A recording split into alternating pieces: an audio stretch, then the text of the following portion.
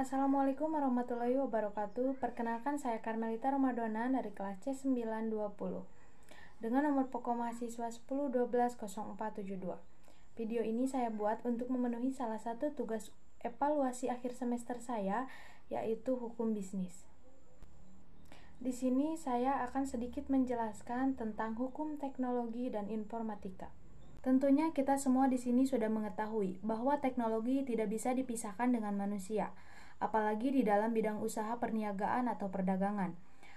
Dalam dunia perdagangan, kita biasanya mendengar istilah electronic commerce atau perdagangan secara elektronik.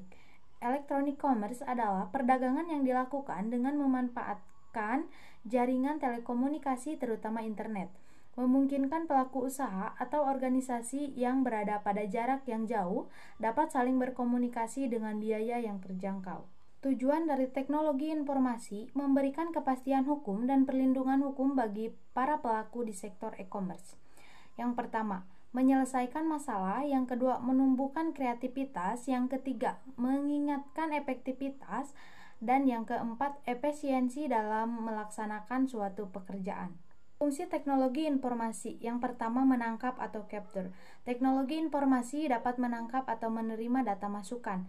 Yang kedua, mengolah atau processing. Setelah menerima data, teknologi informasi juga mampu mengolah data dengan cara mengkompilasikan catatan rinci dari aktivitas. Misalnya, menerima data masukan dari keyboard, kamera, mikrofon, dan sebagainya.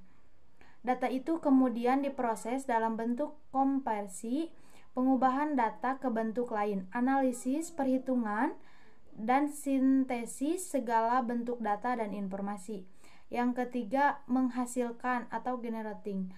Yang dimaksud menghasilkan adalah menjadikan informasi dalam bentuk yang lebih berguna, misalnya tabel, grafik, dan laporan.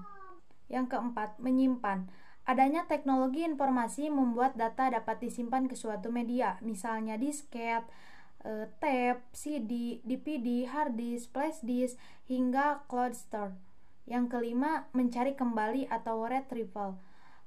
Teknologi informasi mampu menelusuri atau mencari kembali data informasi yang sudah disimpan. Contohnya, mencari foto hanya dengan menyesuaikan wajah.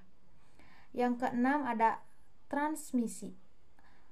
Teknologi informasi memudahkan manusia dalam mengirimkan data dan informasi dari suatu tempat ke tempat lain melalui jaringan komputer, misalnya mengirimkan data melalui Bluetooth atau jaringan internet.